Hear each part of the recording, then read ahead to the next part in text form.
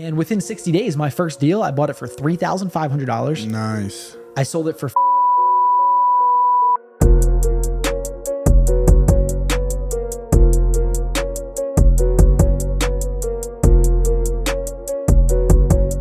So what's going on, everybody? So on today's show, we have George Wohar. George, man, I'm glad to have you on the show, bro.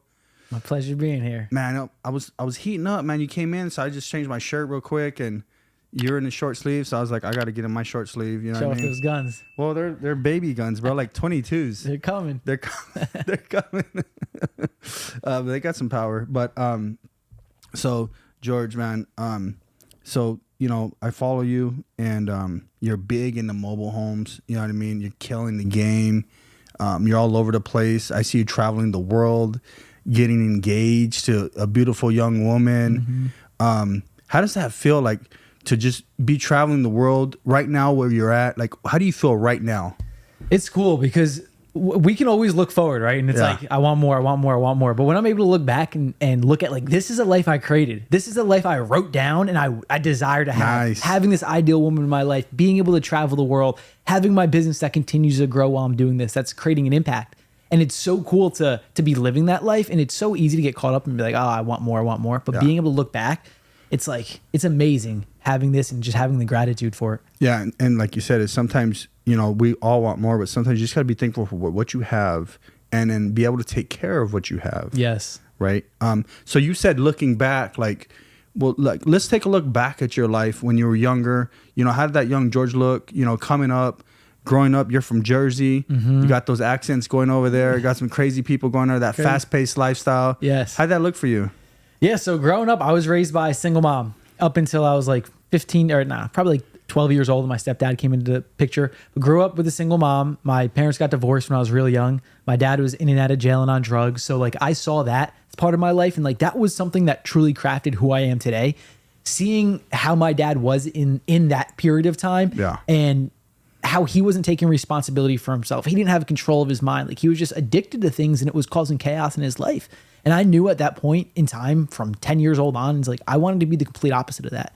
I didn't want to have that mentality. I wanted to be in control. And from that point on, like I started building businesses. I had lawn care businesses, housework businesses.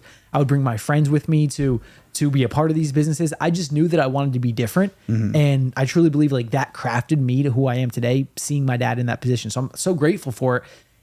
And it allowed me to become who I am today. Yeah. So your dad, you said he was like addicted behaviors. Can you like just open the door on that, unpack that a little bit of like, and you don't have to put him on blast. Is he still alive? Yeah, still alive. Still in your life? He works in my company. He works in my with mobile you. home business. But so like, and I'm sure he wouldn't mind talking about it. Is like, what kind of addictions did you see him go through and like that you had to endure looking like as a little kid? Yeah, I mean, I didn't know like exactly what he was doing. Yeah, of course. But I just knew that he was in bad shape. I knew that because I would hear him and my mom talking about child support, him not paying child support, and just all that chaos. And I knew that he was doing things he shouldn't be doing. Yeah. And I saw my hero, my dad, I saw him just starting to deteriorate and like him not showing up to things, him just like continuously. And I would hear things, hear my mom talking, hear my grandparents talking. And I just saw him start to deteriorate. Then he goes to jail, he gets arrested. And, wow. And I'm like, then my dad was out of my life for that period of time. And I went a year, I didn't talk to him at all. You're pissed. I was pissed. Yeah. I'm like, are you kidding me? And then it happened again. And I just didn't talk to him. I just blacked him out of my life. And even that right there, like I had a chip on my shoulder for that period of time. Even being able to look back on that and like have that forgiveness. And like I've sat down with him. Like even though like you may be holding on to things from you being in that position back in the day when that happened. Yeah. I'm grateful for it because I wouldn't be who I am right now if that didn't happen. Yeah. I'd be soft. I'm good. Yeah. It toughens you up and you get to see like what you don't want to do, you know, and you're like, hey, I don't want to be that person. I love that person, but I don't want to be that person. I want to create something different, something bigger, something better. Yes. It's, you know, I got a similar story is, you know, when I was younger, we talked a little bit, but, you know, I was given up before I turned 8. My mom, some people would say she didn't give me up, but she gave me up. Mm-hmm. And I was raised by like step parents, adopted parents. They didn't really legally adopt me. They just took care of me. Mm-hmm. And from just under 8. And it was the same thing, man. I seen like my mom doing all kinds of crazy things. And as a young kid, you know, I basically had to like go into court and talk to lawyers and tell them the things she was doing because I was exposed at 4, 5, 6, 7 to drug use guys, all this different stuff. And it kind of like showed me a different, it messed me up a little bit to tell you the truth. But it gave me a different sense. And so I started, like yourself, I started when I moved with Paul, my stepdad that raised me, was my dad. And it was the same thing. I had this little grind, this little hustle. And dude, I would sell like baby chicks, go door to door. Baby chicks. Where'd you get those from? He grew birds and stuff. So he would let me take like 5, 10 or whatever. We'd hatch them, all that good stuff. And then I'd go sell them for like $1, $2. Go down the door with a box of chicks until I came back with none. I'm like 8 years old doing this stuff. And so when you're talking, I'm like, I could totally relate to that, because you start to like look outside of your home and say, okay, what can I do out there? Yes. Then you start to want things, because you know, if you're kind of poor or something like that, like, you know, we're poor, I think you're probably having a little hard time because you're dad. But in the same thing, it's like, you're like, well, I want a toy. I want this. I want that, whatever it is. Yeah. And now you get a little grind going. Then you get the reward of the money or whatever it is you're getting, and you're like, I want more of that. Yes, and it's funny how it crashed us. Like, because I had my little side businesses, and then even in school, like I'd come to school with snacks. I would bring my lunch to school, and I'd sell my snacks to my classmates because I just wanted more money. And I never, like with my mom, I never felt like I was held back. She always just gave us everything, even though she was making $15 an hour raising 2 kids. Nowadays, I don't know how you'd be able to do that. It's impossible. Yeah, bro. But it just creates a different mentality, and definitely creates a level of discipline as well. Like, I have so much discipline in my life. Like, people look at me sometimes, they're like, you're a robot. Like, getting up every day, going the cold plunge when it sucks. It's like, I crave discipline because I see what not having discipline does to you. So you're a robot, bro. Elon Musk would like you. Yeah, for sure. I'm not on that level at all. I don't know if I want to be on that level. No, it's good though. Having that discipline, you know, that's gotten you where you're at, and that's going to get you to where you're going to go. Because we both know the people that aren't disciplined, like they're lax in certain areas. That's where you see their downfalls, right? Their misses, their losses, right? Like, I'm barely becoming disciplined in health and fitness, right? I'm like, okay, I need to be aware of this. I need to wake up early. I need to work out. I had to hire someone to come and slap me, wake me up. Basically, he didn't wake me up, but basically wakes me up. And like, hey, let's go. You know, you need that in the beginning too, to get things going, to get you in motion. Yeah. And once you get that momentum, it's like boom. But thank God I'm recognizing it. And so sometimes you've created that natural discipline, and I got discipline like when it comes to work and stuff like that. But to my fitness, I didn't have that discipline. You know what I mean? So now I'm building it up. So kudos to you for saying, hey, I'm going to run with this discipline, and I'm going to keep doing it, and I'm going to better it each time. Because just from me looking from you from afar, I feel like you're super disciplined. And I feel like you're getting better and better at it. You know what I mean? What do you think about people that aren't so disciplined, you know, where you see them lax in certain parts of their life? It's tough. It's tough to look at it from an outsider perspective. Like, if people are close to me, I'm like, and they're like, I'm going to do this. And like a week later, they're not doing it. I'm like, why aren't you doing it? So you're calling them out. For so long, I'm like, I used to call them out, but now it's in my head. I'm just like, why aren't you doing it?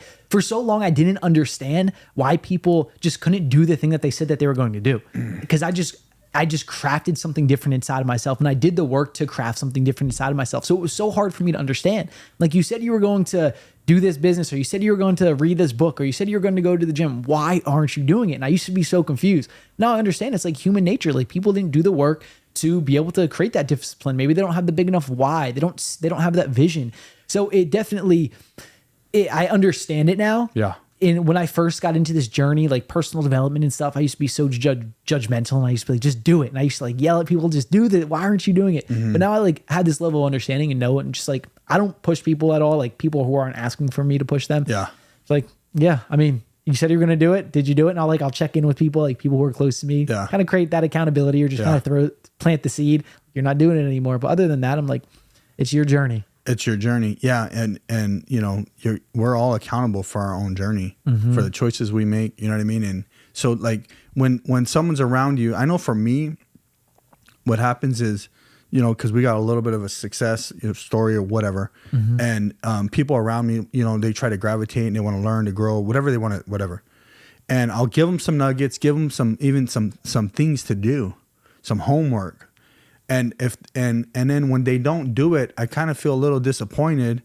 And there's several people in my life like will kind of come to me with the same things, and then I'm like, I'm done. Yeah. Like, I mean, do you have that happen to you? Like, because you're starting to grow and you're booming and stuff like that, and you have people like, how'd you do this? How'd you do it? Close? For sure. And then you tell them, and then they're like, yeah, I'm gonna do it. Then they don't do it. And then like, does that frustrate you? I know you're like, but is there a little frustration? Because like you love that person. Yeah. You want them to grow and you're like, dude, you're not doing it. Yeah. Honestly, at this point in time, I've had that from the past like 7-8 years. I've gotten that even longer than that. So at this point, I'm just like, I'll tell you what to do. If you don't want to circle back and follow up, I don't even care. I don't ask anymore. But I do. I am the type of person. I was talking to some of my friends about this a couple weeks ago. Like, I am the type of person who will peer pressure people into being better. So if people come into my house, they're getting in the cold plunge and they know it. Like, I'm going to bring them on that journey of that betterment. I'm going to push people to be better if they're around me. And most of the time, like, you have peer pressure, outside pressures, like people trying to get you to drink or get you to do this or get you to do that. But like, I'm the complete opposite. So if you want that dose of like goodness and that peer pressure and to become better, like be near me and I'm going to do that. Yeah. I'll continue to drop that. That's funny, dude. Cause I'm very similar in that way. Obviously I'm older, but I do it. Antonio knows is like, if someone's around me, I'm like, you got to try this food. Mm-hmm. You know, a lot of these youngsters, they're only eating chicken nuggets and stuff. You know, chicken strips, everything. And I'm like, try the food. I'll make them. I'll buy it for them. If we're going to a restaurant or something, I'm like, try this. And I'll stand there and watching them like, try it. It's like so much. But I want them to like at least experience the experience that I've experienced, you know? Yeah. And I'm not like, I'm the same exact way. But it's like only good things. Like, try this. Mm-hmm. Like, dude, I tried this. Go here. Go there. Do this. I did it, you know?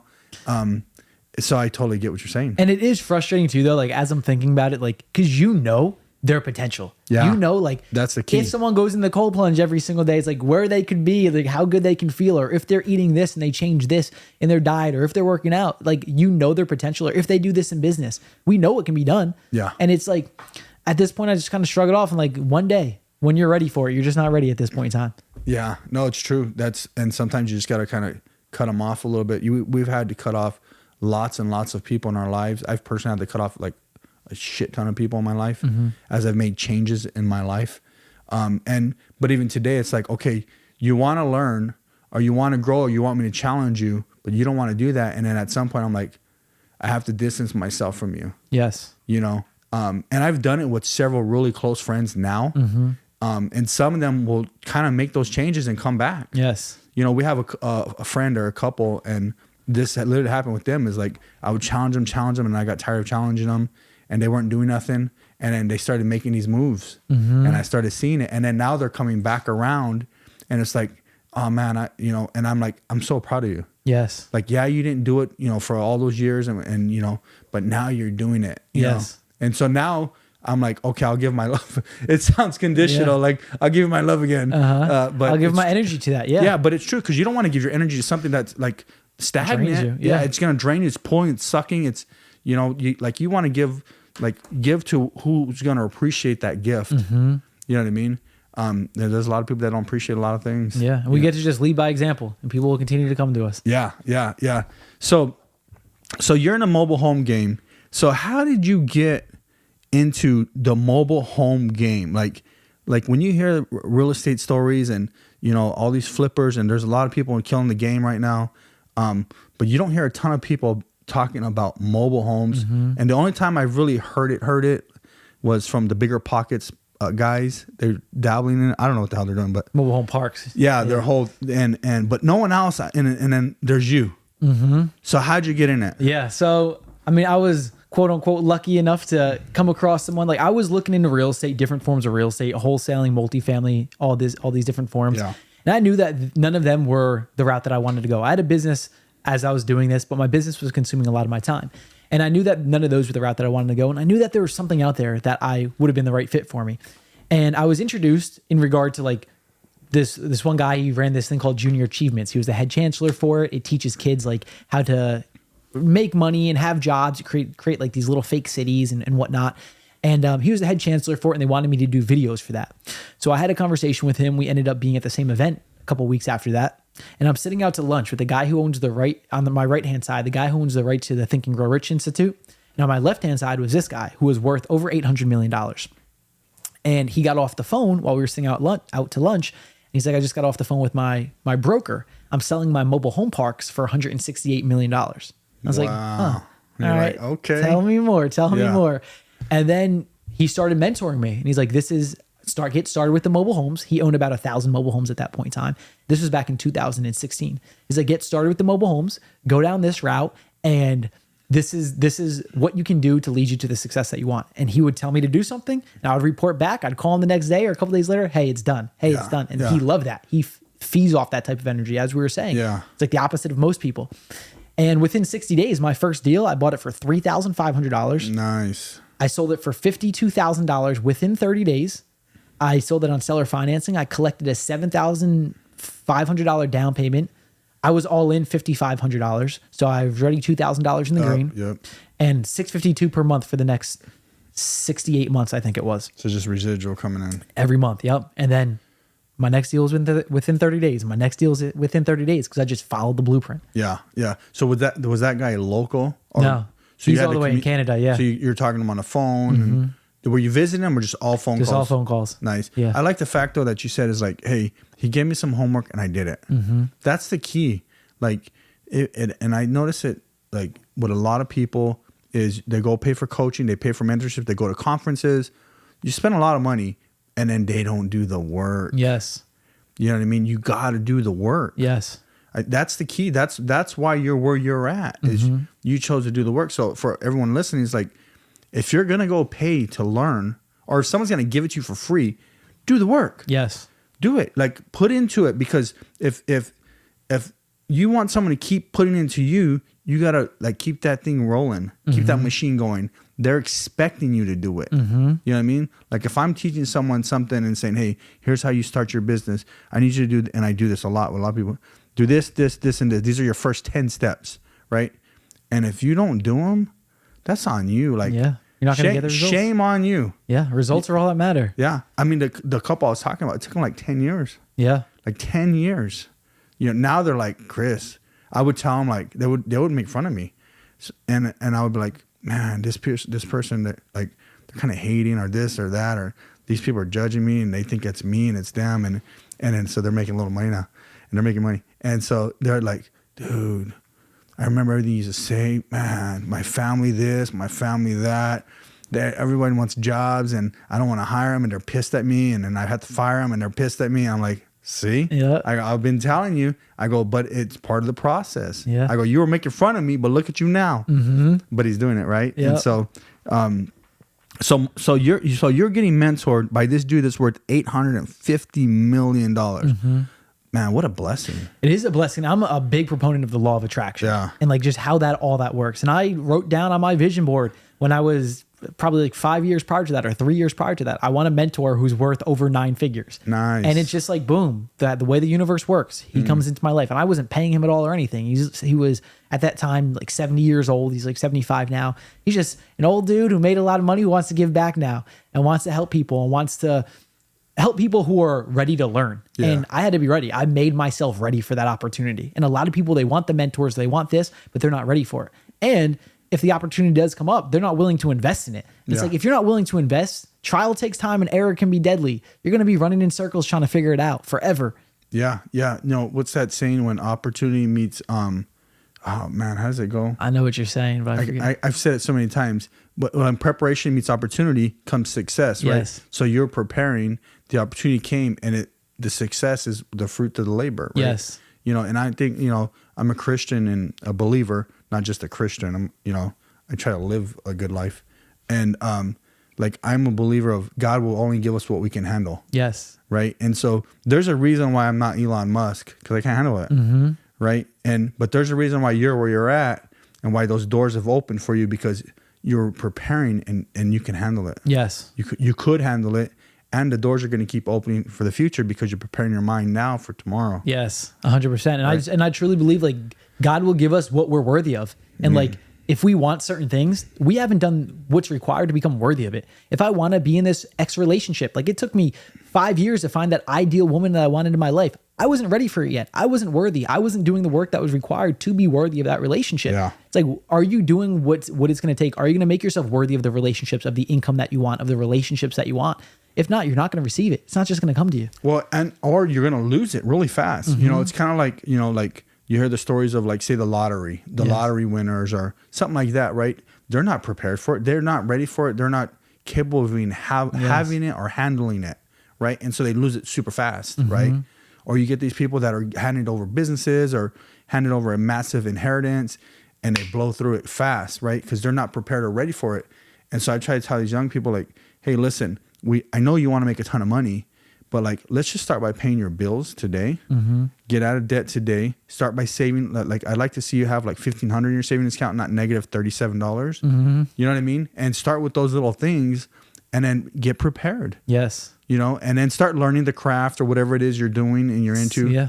But start the preparation, because when it does come, you have to be ready for it. Or you're going to lose it all. Yes. You know, or it may never come, like we're talking about. So you have all these choices, but you don't want to be the person that it never comes because you were never preparing. Yes, exactly. 100%. I totally agree with that. You know, so you're getting schooled by this old dude that's super rich. That's like, hey, here's how you flip mobile homes. Here's what you do.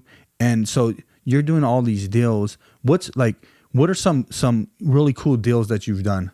Yeah. So, I mean, my first deal was amazing. Like just my first, in all the deals, I'm looking for at least 180% ROI on all of my deals. Okay. So my very first deal, they wanted $45,000 for that deal. $45,000. I came back to them.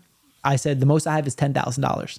So they wanted 45 and you're like, I got 10. I got 10. Okay. I got 10. They said no. They pretty much laughed me off the phone. They had other people who were interested. They called me back 2 weeks later and said, hey, is your deal still on the table? Reason why they asked if my deal was on the table, and the reason they came back to me is because they were an off-market motivated seller. And this is what we go after. And this is what we have our Mobile Home Success Academy. This is what we teach people, off-market motivated sellers. The reason why she was motivated, she lived in Florida. It was her mom's home that got passed down to her. They're paying lot rent every single month. And this is usually the pain point. She's paying $550 per month. She's been away from the home for a year. She don't want to pay it. She don't want to pay it anymore. Yeah. And it's not her home. And it's just kind of like leaking, draining her money. And the winter before that, one of the pipes bursted, which I didn't know until I got into the home, but I'll get into that. So $10,000, she eventually called me back. I said, I need to take a look at the home. I went to the home, took a look at it. I saw certain things needed to be done. I was like, let me just see what'll happen. Then I asked her $7,500 and she said, yes. I was like, all right, perfect. We're golden. I then got to the house and I got the water turned on. Everything was shut off. I had the water turned on and water started shooting out of one of the pipes underneath the mobile home. The neighbor comes running over and goes, oh, last winter, my whole entire yard is full of ice. Like water was everywhere. From that mobile home. From that mobile home. And I'm like, oh, this is my first mobile home. I'm like, I don't even know if I want this thing. Like, what's going on here? So I called back the seller and I'm like, you didn't tell me about this. She's like, I know. I'm like, I don't even want this. I'm like, the most I can buy it for is $3,500. And she was like, all right, fine. I'm like, all right, perfect. Awesome. Damn, so I bought it for $3,000. You basically got it for free. Yeah, pretty much. And I had the maintenance guy come over to take a look at it after everything was said and done. I already made the purchase and we closed on everything. And he twisted a couple pipes up. I handed him $20 and he was good to go. $20. That's it. What's crazy is like, how often do like say ourselves or someone else like give in to something that's so minuscule? Yeah. Like it's so small. Like you didn't give in. Like you could have gave in and had to pay which is not a lot of money, but you're like, hey, this is what I can do, and then boom, you saved like, well, you really saved like $6,500, but you saved another 2 G's. Yeah, and that deal right there, and then we were about $2,000 into it to redo it, and then we sold it for $52,000. I sold it for $52,000. That deal right there showed me there is a huge market for this. One, there's very little competition. You don't hear any, even now. I did this. This was back in 2016, 2017. Now you still don't hear anyone talking about mobile homes. So very little competition. I'm starting to like this. Yeah. I can get in for low capital. I can find these deals and they move extremely fast. I sold this deal within 30 days. Mobile homes are considered vehicles when they're inside of mobile home parks. So I got the title. It was a signed title. I brought it to the DMV. I owned it within a day. That transaction. And that's what we do now. Like we'll go there, we'll look at a mobile home. I like it. I'll purchase it the next day and boom. Now I take ownership of it because it's that simple. And once I saw that model worked, I'm like, let's go all in. Like this is it. I cracked the code. I knew law of attraction. I was putting this out there. I knew that there was a real estate business for me. Yeah. I'm glad I put away all the other things and I didn't jump on anything that didn't feel right. I knew this opportunity was out there and I seized it. So the mobile home, you're saying go to the DMV, right? And are you getting like auto insurance on this or home insurance or what's the type of insurance you get? Yeah, so you're getting home insurance on it. So Okay, you get home like insurance. if you're a buyer, you got to get the normal home insurance. It's different home insurance, different companies that you go through. It's a lot less because if you have it inside of a mobile home park, it's considered a vehicle. Now, if you have it on land, mobile homes on land, inside of a mobile home park, they're considered personal property. If they're on their own land, they're considered real estate. Makes so you sense. get the typical stuff. Yeah. But inside the park, it's a completely different ballgame So because it's you a don't own lot the less. land. So these people are getting into mobile homes for like way less than a single family home. Yeah. Single family 100%. homes, $400,000. Mobile home, you're saying between 50 and $100,000. Yeah. And some are higher than that. Depending on the Depends what size, areas. location, right? Yeah, location is huge. They say mobile homes are the last real form of affordable housing. And like this is why we're doing this and like taking it to the scale that we're taking it to now and now teaching others how to do so is where my mission is to bring more homes to the affordable housing industry, make more affordable housing homes available. And the way that we're doing that is through mobile homes, bringing more mobile homes to market. And just seeing the abundance of people who are coming towards the mobile homes. Like when you think of mobile home parks, you think of trailer trash, you think of cops, all that. That's not the case. That's not the case anymore. It wasn't the case prior to. There are some parks that are dumps, but that's not the case. People with good jobs, with good cars, they're moving to the mobile home parks. They want the community. They realize that house prices are insane. They realize that rent prices are insane. Yeah. I have families that are coming to me. I remember like my second or third home, and there was a dad that came up to me with tears in his eyes. I'm like 21 years old or 22 years old, tears in his eyes, thanking me for being able to provide a home for his family, that his kids can run around and they have a yard. And I'm like, all right, there's a deeper mission behind this now. Yeah. I got into it just for the money, and I still do it for the money too. But I was like, there's a deeper reason behind what we're doing now. Yeah. So when I was younger, from 3rd to 4th grade, I lived in a mobile home, and I remember the whole process. I think it was a single, but we added on. Okay. Like kind of closed. So it's like 1.5, right? Yeah.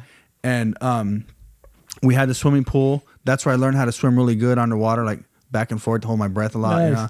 A little building, but it was a cool little space, you know, because you kind of know everybody, right? And at the time, it was the cheapest thing for us. You know, we couldn't. So you know, Paul had took us in. I was just turned 8 or about to turn 8, and you know he needed somewhere to go. He had 2 kids now. He was my sister's father, my sister's dad. Okay. He took me in too. Wow. He took my sister and myself in. Okay. He didn't need to take me in. Yeah, no. You know, and so he took us, and the only thing he could afford was a mobile home. You know, and so it was a decent area. I remember the area. You know, I just remembered like in my mind, I'm like,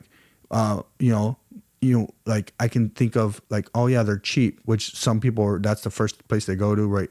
It's built cheap. It's smaller wood. It's all these different things. But again, at that time, that was a lifesaver. Yes. That was a huge lifesaver. Yes. You know what I mean? And so for you to say like, hey, this is the affordable housing, I totally get it, because right now housing is not affordable. No, not whatsoever. You can get into mobile homes, like the price of cars. Like you get mobile homes for $40,000, $30,000, $50,000, and then all you're paying is the lot rent if you're inside a park. So then you're just paying $500, $400, depends what area, per month. And that's it. It's like you're not paying taxes on it. You're not paying anything else. You're not paying a crazy mortgage. Like that's it. It's truly and they say the last real form of affordable housing. And mobile homes used to be sexy at one point in time too. Like Elvis had a mobile home. They used to be like vacation spots and stuff. They used to be glorified places, but then they just got a huge stigma around them. Well, I think there's still like, the senior living, The beautiful places. There's a lot of nice ones, like really nice ones, 55 and over. Like these mobile homes are like super nice, you know? And I remember we did a job site, a job project at, I think it's called Cavco. They're here. They're local. They built the mobile homes, Okay. the new ones. And I would look at them, you watch them build them, but then you start seeing them put together and all this. And then they have the mock-ups to walk. And like these things were like triple wide. They're like 3,000 square feet and just crazy. Yeah. Even the small ones. And it's like, you can really deck them out like your house. These things are stunning now. Even the work that we do to them, like we'll put in some mobile homes, like we'll put in $20,000, $30,000 into them, and they are gorgeous. Yeah. You can't even, when you're inside, you can't even tell it's a mobile home. Right? Gorgeous. Yeah. And so like as you're talking, I'm thinking more people need to buy mobile homes to be able to afford that living life, that life, like, okay, you got a choice to, yeah, you can get a house, cool, whatever. If you're Grant Cardone, he says don't get a house if you follow him. But so you have a choice to go get a $2,800, $3,500 mortgage, or get a mobile home and maybe a $1,500 mortgage, and it's yours. Yes. Right. And so then you can save. So say you save $1,300 a month. Say you have the money, but then you can save it $1,300 a month times 12. I mean, think about the savings. What's that? That's $18,000, I think, or something like that. Whatever it is. Someone will do the math. I'm just gonna go with whatever you say. I don't know. What's 13 times 12? 1,300 times 12. So, but like, just say it's $15,000, whatever it is. I'm gonna do the math right now because you gotta know the number now. It's really bothering me. So 1,300 times 12. Yeah, 15,600. So $15,000. Like, what could you do with $15,000 per year? You know, you could totally save it. 3 years, you have 45,000 savings, right? You could go on vacations. Yes. One huge vacation a year, Yes. 2 small vacations a year. Like, there's so much more you can do by downsizing and like saving and living and doing something different by going to mobile home world. And it's crazy because even a lot of people who are in apartments now, like, you're not even downsizing, like you're upsizing, but it's just the stigma. Yeah. And like, this is something that has to continue to be broken, is the stigma around mobile homes. If you hear, oh, I'm going to move to a mobile home, or I live in a mobile home park, like, it hurts people's egos. But it's like, stop being dumb and having to keep up with the Joneses and live in this park because apartments are glorified as better than mobile home parks. It's like, no, like, make your way over there. Like, it's a smart move for you to make. Yeah, no, it totally. You know, a lot of our employees, a lot of them, their first houses are mobile homes, or even they stay in them. They buy them. I have several guys and women that have bought in mobile homes, you know, because they're paying 50, 60 grand. Boom, 3-bedroom, 2-bedroom, whatever it is, and it's theirs. And they're like, okay, they save their money. They live a minimum life, and then they go buy it, pay it off, or whatever, make a couple payments, whatever. And like you said, they just pay $500-$600 for the lot, and they're golden. Yeah, they got their own pad. They call it theirs. Yes, you get a little yard or something. Yes, right. Yep, you got the yard. You can do whatever you want to the home. Like, it's a beautiful thing. It's a beautiful situation to be in. You should. You ever thought about like develop? I don't know if this is a whole other ball game, but like developing mobile home parks. Like, dude, you could make it like really nice. You know, put greenery and a little putt green, little golf course. Make it look beautiful. So we're in the process of like purchasing parks as well. Developing is tough because a lot of townships and like don't want mobile home parks. One, because of tax wise.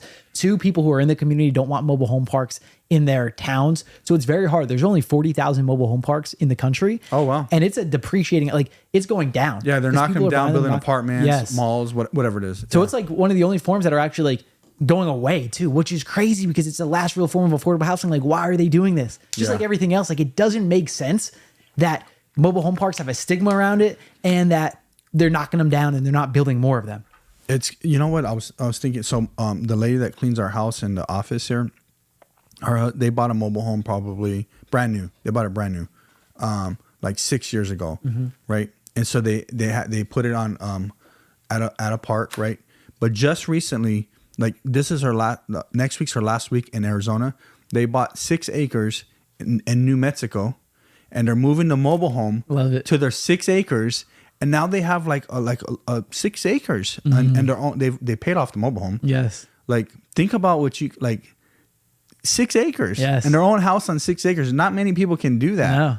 You know, because now you're talking a couple $1,000,000. Yes. And even with that, like, obviously if they want it for themselves, but even if they were in the investor mentality, like, you can put another 4 or 5 mobile homes on there. Having a park is like, there's different regulations and stuff for it. But if you put another 4 or 5 mobile homes on it, now you can have a cash flowing right there for the property that they bought. They're going to do that. Oh, awesome. Yeah. I love that. So I was, and I never really thought about it until they did it. And he literally paid, moved it, all that stuff. So for your future investors or your customers, it's like, you can do these things, you know, like, you can, you know, like, I'm thinking about, like, I could totally buy one and then flip it and it's out to someone that has land, or be like, hey, there's this land over here, or something. Hook them up with a land person. Yes. You know, now marry that 2 things, make the deal happen. Yes.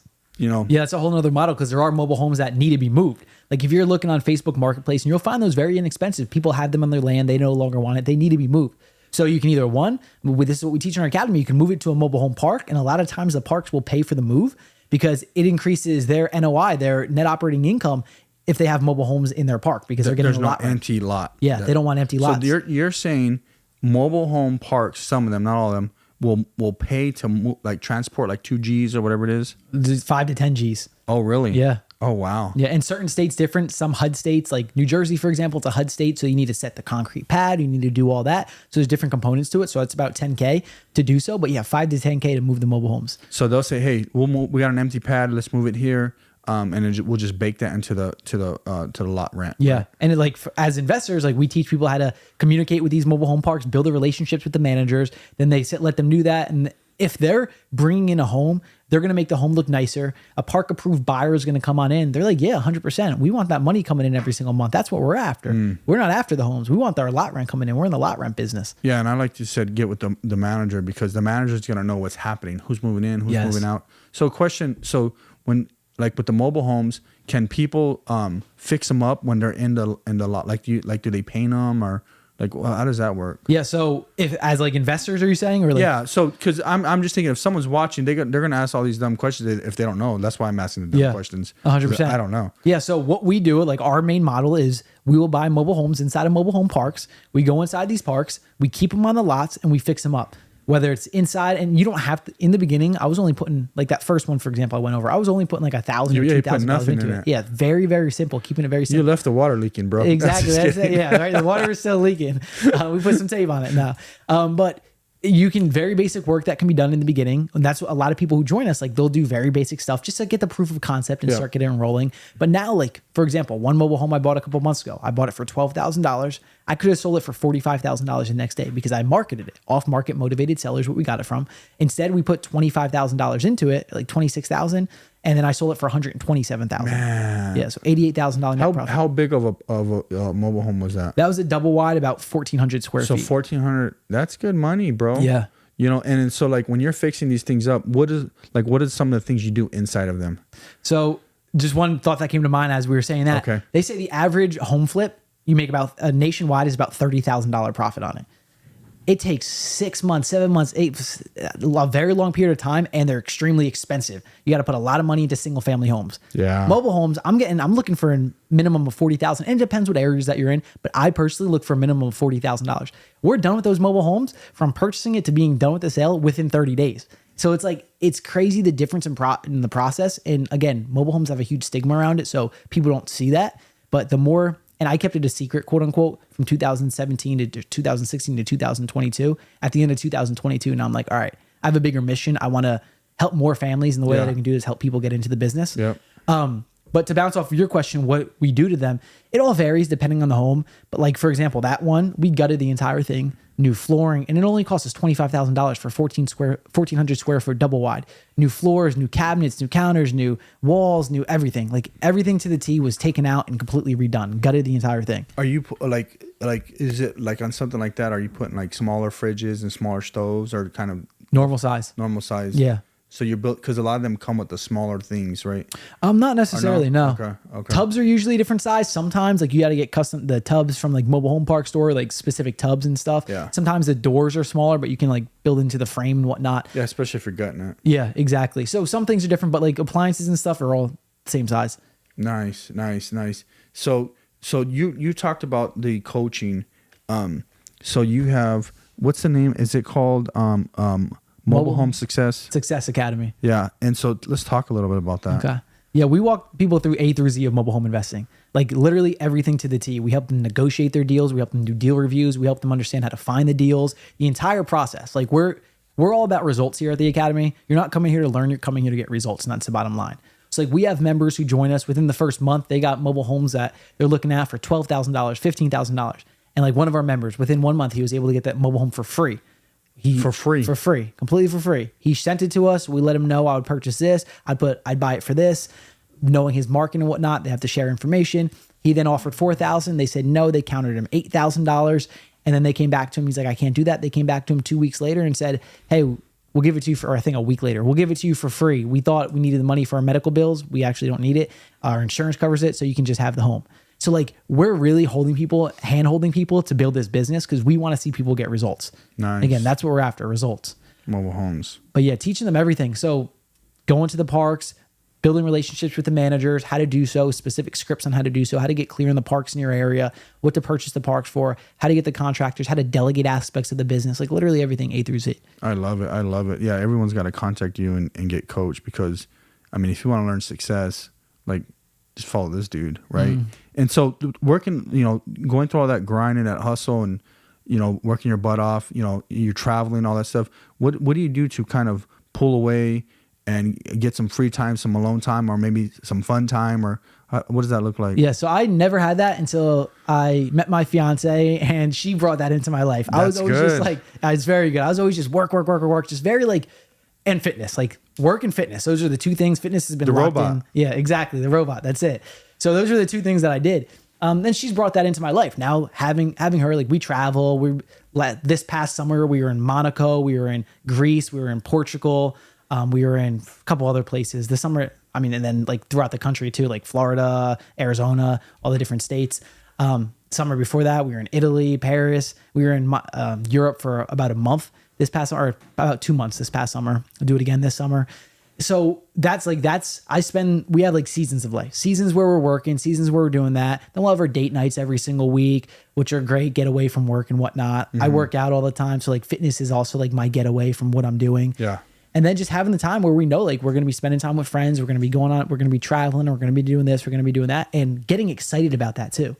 And I'm also all about doing things that are challenging to myself, that are like a couple days from now, at the time of this recording, I'm going to this thing called Ice Camp in Minnesota. A bunch of awesome entrepreneurs are going to be there. We're going out in the frozen lake, doing all this cool stuff that like it's challenging. A lot of people look at it like you're crazy for doing that. Yeah. I love that stuff. That's so cool though. Yeah. Like, so, and what's cool is you're one is you recognize your fiance is showing you how to be better. My wife showed me how to be better. Yes. And you're able to pull away. Like, I think that's a downfall to a lot of people, especially entrepreneurs, is it's hard to pull away. Yes. And you need it, or else you're going to freaking go crazy. Yes. You know what I mean? I went crazy a few times already and I had to snap out of it. It's so easy to get sucked into it. It's so easy, right? And so for you to pull away, I think that's kudos to you, and so for all the listeners out there, it's like you have to pull away and make time, right?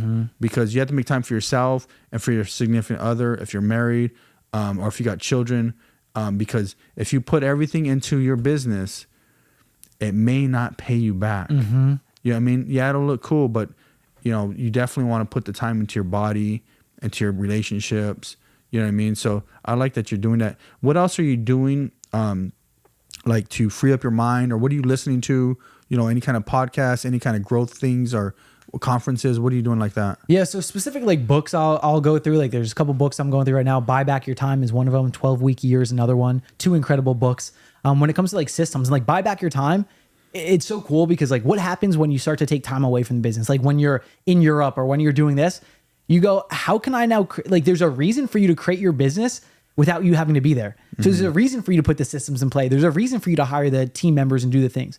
If I'm spending all my time working, it's either Pareto's law or Parkinson's law or Pareto's principle.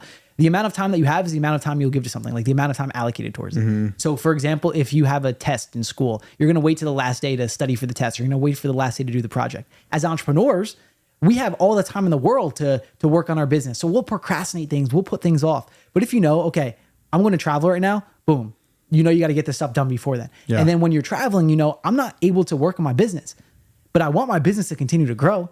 So like now it gives me a reason, and like I need to create systems. I need to hire the right people. I need to do these things. So it's so cool what stepping away from business actually does. You create it in the way where you truly want to, like, your life, the way that you want to live your life versus just being one dimensional. Yeah. But yeah, so the books, like those are a couple of the books. I'll listen to podcasts every once in a while, different podcasts that come on. No one's specific that I listen to. I'll just come across like good stuff. I'm always deep into health, so I'm always listening to different health things as well. That's good. Gym, I go to the gym like 5 times a week, so that's always something that's just like my happy place. Go there. And when you're traveling, what do you hit the gym, like at the hotel or wherever close by? I always make sure to know where that gym is. So like that's one thing. Like I will look and figure out this is the gym. Like when we're traveling, Whole Foods in the gym. Order groceries, get it sent to wherever we're at, and then where's the closest gym? Because I want to keep my routine going. I don't want traveling to throw me off. That's what happens to a lot of people. They'll go travel and that's true. They're throwing like off 2 their weeks, routine. And then they come back home and they're like, oh, I'm not in motion anymore, so I got to get going again. I have to get motivated again. Keep you quit for 2 weeks. Now you're quitting for another 2 weeks, right? So it's a month off of whatever it is. It's a lag time. You got to keep it going. Yeah. So buy back your time. I'm a big proponent of that. I tell people, hey, I got 800 hours in a day. And they're like, how do you have 800 hours? Well, we have 100 employees. We have 100 team members, and they're all putting in 8 hours. That allows me to buy 100 or 800 hours in a day. You know what I mean? And we always think, well, we only have 24 hours in a day. Yeah, yourself. Yep. But your team, that you got to count your the and build that team. The bigger the team you have, the more you can accomplish. Yes. How do you multiply your time? And that's how you're doing it. Buy it back. That's the only way to do it, right? Because we do technically only have 24 hours a day. But if you have a big team, whether it's 1, 20, 100, or 5,000, that's buying back time, right? What's the 12-week? Is it 12-week system? 12-week year. 12-week year. What is that? So your year is 12 weeks long. That's how they have it. So 12 weeks is a year. Every single month is a quarter. Every single day is a week. So you're not looking at like at the end of the year, this is what I'm accomplishing. No, in this 12-week period of time, this is what I'm getting done. Like this is my quote unquote 1 year goal now. Your 12 weeks becomes your new 1 year. So it gives you that much more clarity on the action steps that you're taking. It's a lot more clear. You're not waiting till the end of the year to check it. Like 12 weeks, this is my action step. And then the next 12 weeks will be something completely different. So you'll set up your goals, like your big goals too, like audacious things in 12 weeks. It's like, okay, what do you want to accomplish? What do you want to do for your business? What do you want to do for your health? Boom, this is what I'm getting done. And that's all you're focused on. You're lasered focused. You're not looking at a year from now, so it's overwhelming. It's clear. It's not overwhelming. You're in control. You have the clarity on it, and you go after it. Yeah, that makes sense. I try to teach the guys this, our guys and girls here in the office or wherever. It's like, break down those big steps. You know what I mean? Because the big steps, the big things are what's going to get you, like, they're going to get you all messed up. They're going to get you overwhelmed. You know what I mean? They're going to get you to quit. And like you're saying, that's a cool book. Like that's chopping it up and saying, okay, let's just hit these nuggets here. Yeah. Let's accomplish this. Let's move on. And then when you add all that up, it equals that big goal. Yeah. Or get you close to that big goal, right? And the cool thing about it, I remember saying at the end of one of the years, I was like, I want to have this, because at the end of the year, what do? We get clear. We set new goals. We look back and we have this different level of motivation going into a new year. Like, all right, new year is here. So if you can do that every 12 weeks and you have those same emotions and those same feelings every 12 weeks, all right, my year is coming to an end. It's a whole new year. Let's get very clear. Like, what's the level of action that you take and the level of results that you can get if you're so dialed in that 12 weeks and that 12 weeks becomes your New Year's is at the end of the 12 weeks. It's like, it just creates a different mentality for people as well. Totally. It keeps you like, you're just zeroed in. It's there's no fall away. Yeah. And there's no excuse because you don't have to run up the hill. You just got to run down the block. Yes. You know what I mean? And then the next 12 weeks is the next block and you're making your way up the hill, right? So I totally love that. So in my notes, it says, no for religion, right? So, you're not a proponent of religion, and you talked about God, do you think the world needs more of God and less of religion? Because the religion is kind of scary. Yes. Right? But the relationship says, I need to live a better life. Yes. There's a higher power, which is God. Yes. Right? What do you think on that stuff? Yeah, so I grew up Catholic, going to church and everything of that sort, baptized, communion, confirmation, all that. And I feel like the church system creates such a disconnect for a lot of people when it comes to, like, people are turned off by just the system of, like, everyone stands up and says the same thing. Like, it's very systematized and very rigid, and it almost seems like people are, like, very robotic when they're inside a church. Yeah. And it creates this disconnect. But you can have your own connection with God. Like, and it turns people off from quote unquote God. Like, it turns people off, and they're like, I don't like, this is what I have to do to be connected to God. I don't want that. That's not what you have to do to be connected with God. You can have your own relationship with God. You can speak to God every single day. God is that higher power, that source. Like, that is, like, how did we all come here? Like, there's something behind all of this, right? Yeah. And if you have that connection, you create that connection. And it's so cool. Like, when you do have this connection, like, all right, God has my back with what I'm doing. Like, I know if I'm clear and I'm on this mission, like, the level of worth that I have is, like, I'll receive more for it. Some people look at it just as, like, spiritual or, like, law of attraction, different things of that sort, like the universe, whatever your framework is. Having that relationship with God, I feel, is so important and is, like, such a huge proponent to my life, even though I'm not, like, I don't preach God, I don't do this, but I have this relationship. I thank God for what I have in my life. When I'm getting into the cold plunge, literally every single morning I go in the cold plunge, as I'm stepping in, I'm like, thank you, God. There's just this higher power that's, like, blessing me and allowing me to have the things I want and allowing me to continue to grow. Yeah. So we say if you stand for nothing, you'll fall for anything. Yes. Right. And I try to tell, especially when people are confused, it's like, listen, I go, and I always tell them for me, I have to stand for something good, and I have to believe in something good because I know I've lived it. I know what's the opposite. Yes. The opposite is a terrible life. I lived it. Right. And so I try to tell people, like, listen, you don't have to believe in the religion. Just believe in God. Get a relationship with God. Live your best life. You know what I mean? And I think we need it more in school. I think we need it more everywhere. I mean, our dollar bills, our bills, our money says in God we trust. And the country has gotten away from God. And you were talking about the Catholic Church, and I was telling Antonio, I was like, man, I seen the other day that they had the funeral of a transgender lady at St. Patrick's Cathedral in New York in the Catholic Church. Yes. A big transgender funeral where they're basically mocking God, right? And you can do whatever you want in your own house, right? But don't go and mock something that's of good. Yes. Don't go it's like there's gotta be a level of respect when it comes to certain things. Like I remember when I was younger and I used to write on the walls and do all kinds of stupid stuff. And graffiti and stuff? Yeah, all of it, everything. Anything bad where I was just dumb. But when we did do stuff like that, we stayed away from the church. Like I would write on someone's house, their car, their fence, the freeway, wherever. But the church, you're just not touching it. Yes. You know what I mean? Because there's a level of respect. There's got to be the respect that's built back in, because we have to. That's what's happened with today is like the God is taken out of everything, and the level of respect is also taken out of it.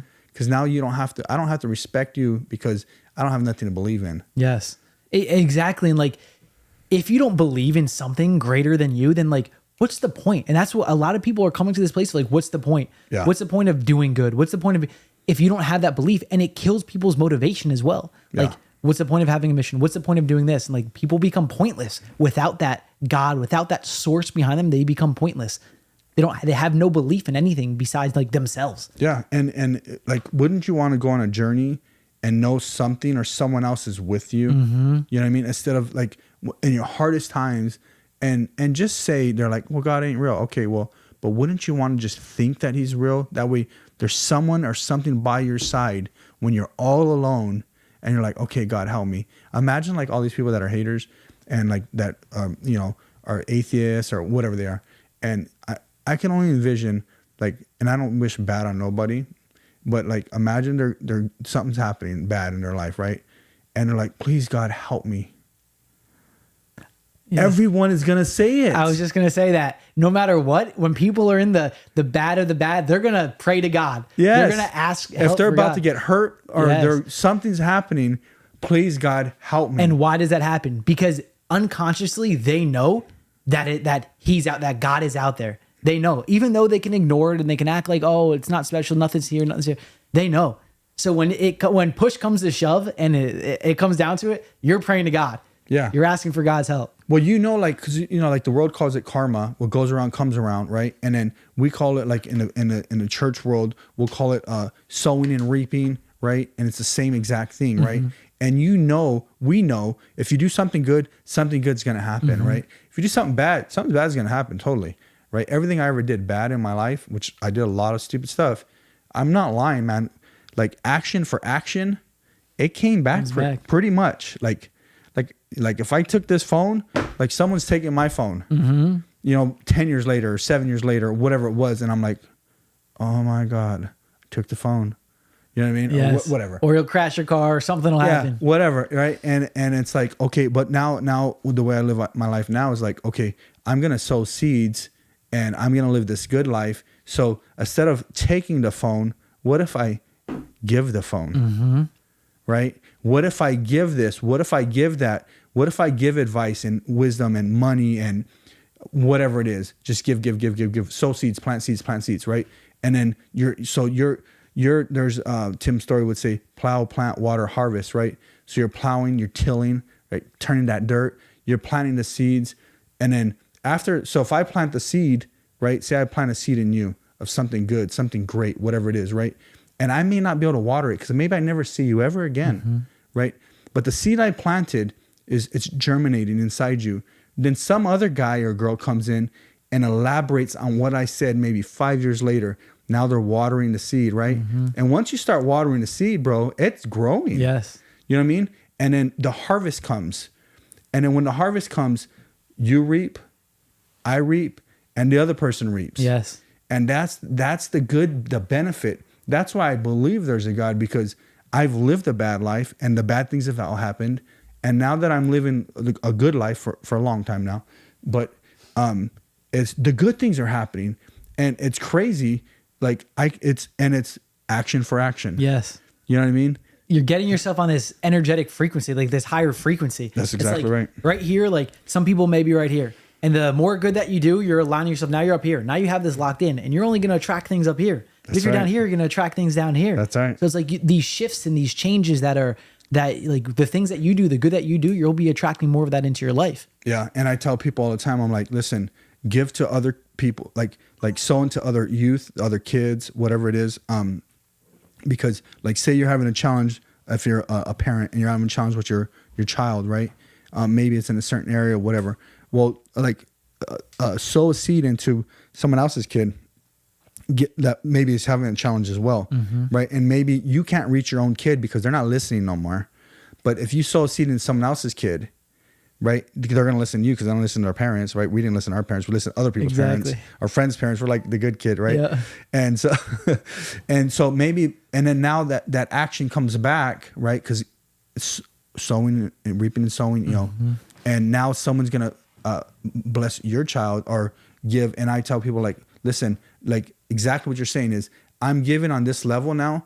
And I'd say, okay, so I'm going to give to this person, not to say I'm on a higher level or whatever, downing someone, but just say, just say we use financial status, right? And they're at a lower level financially. I'm going to help them, right? And then I'm here. So imagine who's going to help me. Yes.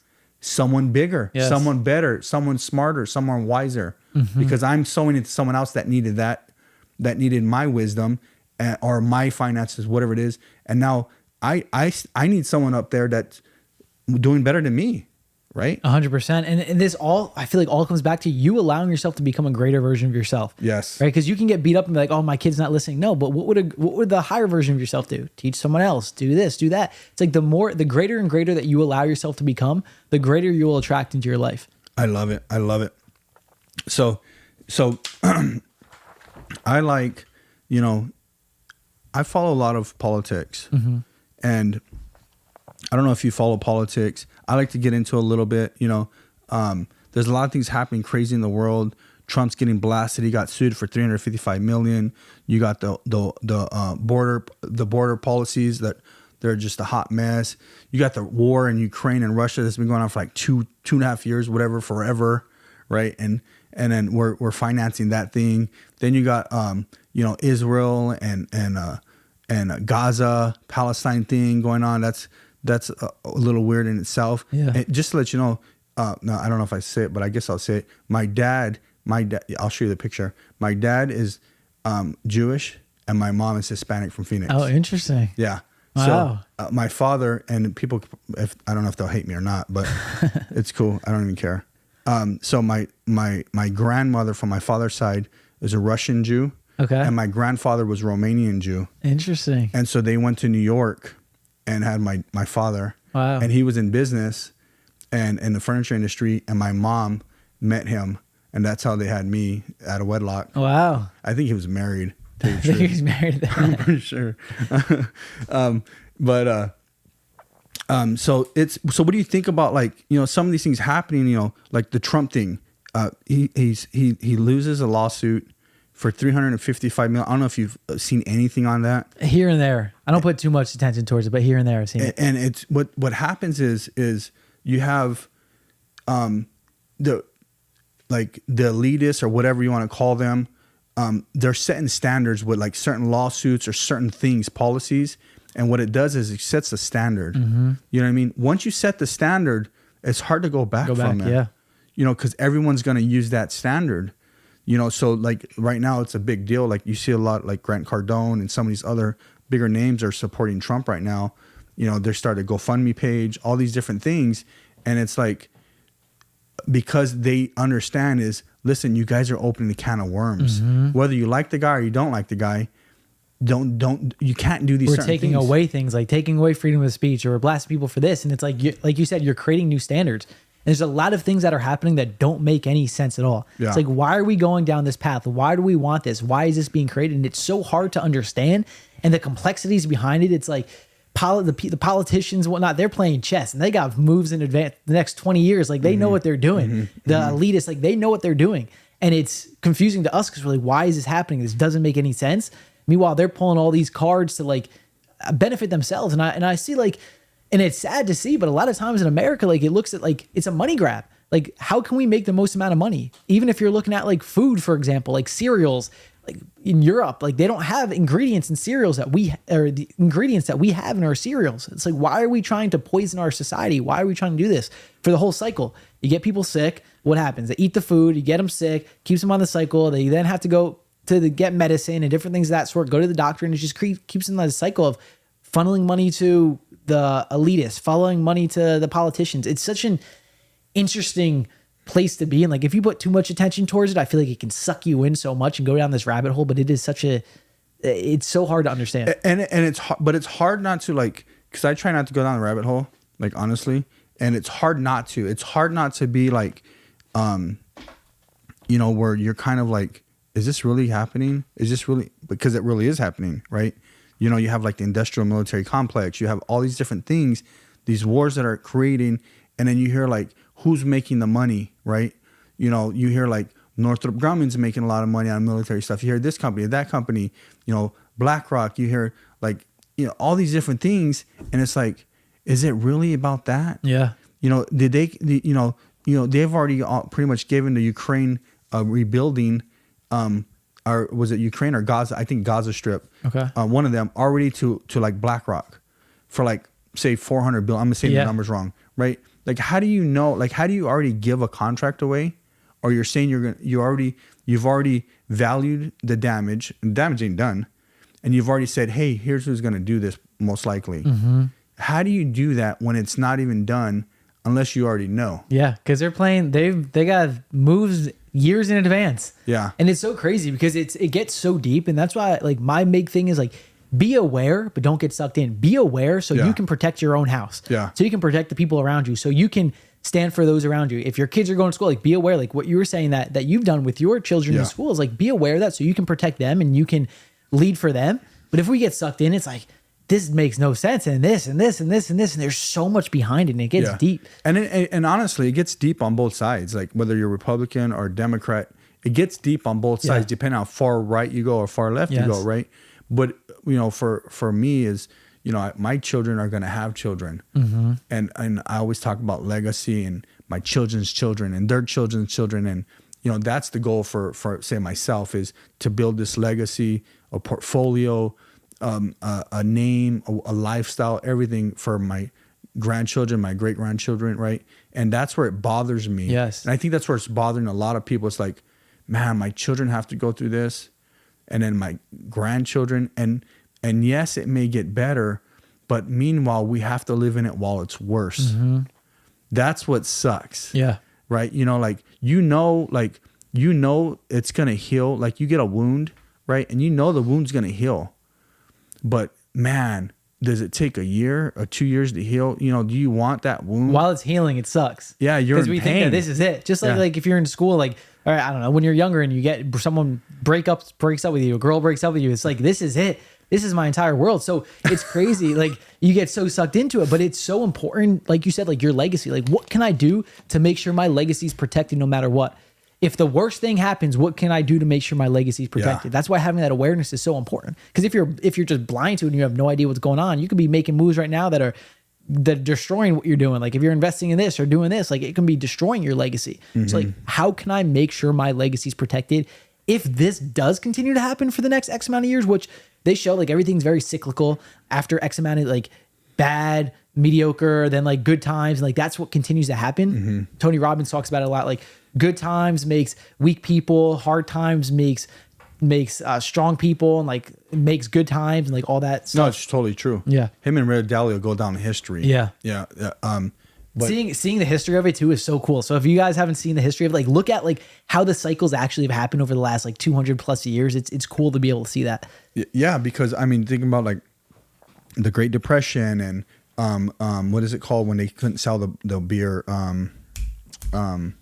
I forgot what it's called, but like at one point, prohibition. Yeah. You know, and so like there's all these times where it's like rough. Mm-hmm. You know what I mean? And it did come back up, but the rough time really sucks. Yes. Because maybe you go through 10 years of rough. Mm-hmm. You know, and it's like end to end. But then a rough time, like you said, it's what makes people stronger. Yes. You know, some people, Yes. right? And then some people just crumbles them. Mm-hmm. That's when you start seeing people committing suicide, you know, wealthy people committing suicide, they're giving up, all these different things. And you start seeing a flip too.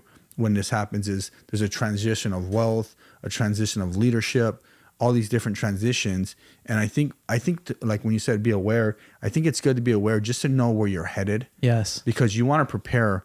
If you kind of know where you're at, like we don't know where the world's going because it's so lucrative. Like there's a lot of stuff going on, you know what I mean? But if we kind of know like, okay, this is happening, maybe if I did this move, and this move, this would kind of prepare me a little bit. Mm-hmm. Start saving some money. Okay. Start maybe doing some investments. Okay. Start, if you're a gun person, buy some more guns or, whatever, right? I'm a gun person. So I'm going to buy more guns. Uh-huh. Yeah. But I'm glad you recognize it, because I think people need to recognize it, and then we got to figure out what do we want our role to look like you said. Start with ourselves. Yes. And then kind of, okay, this is what I believe. This is what I'm going to work on. This is the goal that I'm setting forth and the direction I'm headed, right? And then your close loved ones, okay, can you come with me? Yes. The only thing is as we think that, right, to go in a positive entrepreneurial capitalism way, to live our best life, you also have that same type of mindset and someone living not their best life. Yes. And so they're influencing. Mm-hmm. You know 100%. And that's why we get to be the voices as well, like speak up. Yeah. And even with that, like what you were saying, it's like, and you can start to break that down. It's like, okay, I want to make sure that my family's protected, my house is protected. Okay. And even from the simplicity of things, it's like, let me make sure we have food storage that like, will last for a long time. If, for example, something closes down, like with COVID, like things start to close down. Let me make sure we have guns in the house. And then on a more like macro level, like let me make sure that we have land. And if anything does happen, I can have a couple mobile homes on my land. I could bring family out there and we can stay on the land. It's like, what can we do to make sure that no matter what happens, like we're good? Yeah. And it starts with you, your close-knit family, and like how can I then expand? And the wealthier that you are, the more that you do become a better version of yourself, the more money you make and the more people you can help in your life. Dude, I love that. The wealthier you are. Yeah. Dude, I'm probably a nut. I don't know. I got like 12 cameras around my house. Oh yeah. It's crazy. I love it. And it's so important though. Like at one time I was reading all these different things with Navy SEALs. Like he was going over like how to make sure your house is protected and just the different layers. Yeah. It's like you have a fence. That's one layer that's going to keep people out if someone's coming in. Then you make sure you have lights on your house. That's another layer. Then you want to make sure you have good locks. Then you make sure you have a dog. Then you have a taser and you have a gun and you have security systems. And it's like, make sure Dude, that we're like 17 layers deep. I love it. That's so important. It is important. No, it is important. yeah. With today's world, you never know what's going to happen. Yeah, you so never important. know. So, I mean, I think you're on the right track, bro. We're about living our best lives. You know what I mean? And this podcast is designed for leaders and achievers. Yeah, we're going to talk a little bit about some politics stuff, but it's more about a mindset, and if we can get more people to shift that mindset and say, I want to live my best life. And that means you get to make more money. You get to do more things. You get to travel to Monaco if you want, if you got enough money. Yes. Right. Some people can't, but so just go work a little harder. Yeah. Right? What can we do to get there? Yeah. If you have to pick up a lawnmower and go mow everybody's lawn and save, $5,000, go do it. Right. Whatever it takes. I don't care. Because there's a way. If I had to do it, I'll do it. Yeah. I'm mowing lawns if I have to. Knock on wood. I don't want to. I've done it though. You know what I mean? Same. So I appreciate you coming on the show, bro. So cool to learn about mobile homes, flipping, it's what did you call it?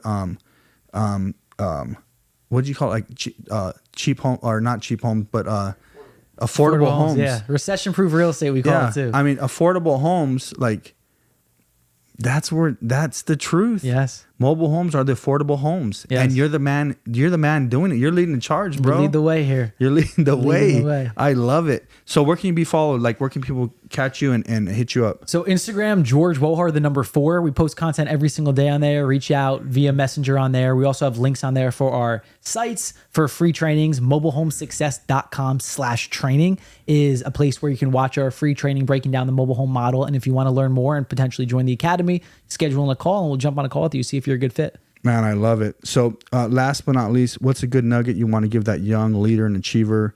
Just leave them with one thing. Stay focused on your path. Yeah. And focus on becoming a better version of you. As long as you focus on becoming a better version of you, and I'll get into a little story here. As long as you focus on becoming a better version of you, everything will continue to unfold. I remember when I first got into business, like let's say when I was 10 years old, I'm like, this is going to make me all the money. Yeah. Breaking lawns and doing this. And then like getting into real estate, knocking on doors, this is going to make me all the money. Or doing this business, doing that. Like I believe that each one of those things, because my motivation was money just from my childhood growing up, each one of those things was going to make me so much money. But they didn't. They crafted me. They made me money, but they crafted me to become the version of me that's able to receive what I want, to receive the abundance that I want in my life. So don't get so caught up in I need to make money doing this or I need to make money do that. I'm going to give up. Focus on becoming a greater version of you. And as long as you do that, everything else is going to follow. All the people, the relationships, the income, everything that you want is going to follow. Man, I love that. Focus on becoming the best version of yourself. Follow this guy, the mobile home king, right? And the plunger, cold plunge. Cold plunge. You're going to follow him and learn all kinds of things. But thank you, bro. And for all you out there, follow us, like, subscribe to all of our stuff. Be blessed.